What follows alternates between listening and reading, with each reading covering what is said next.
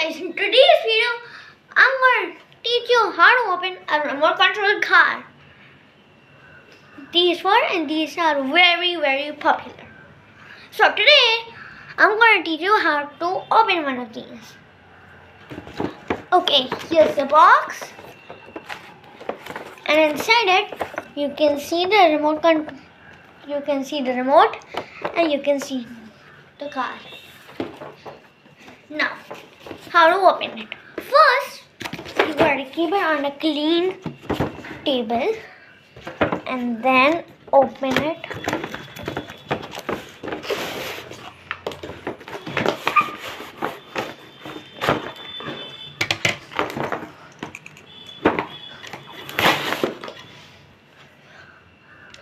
Okay, so here it is.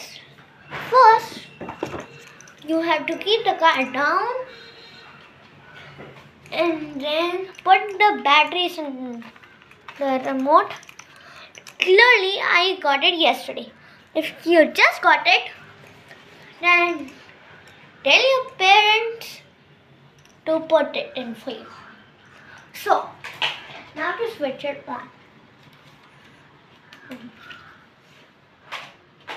Okay. So, one of you may have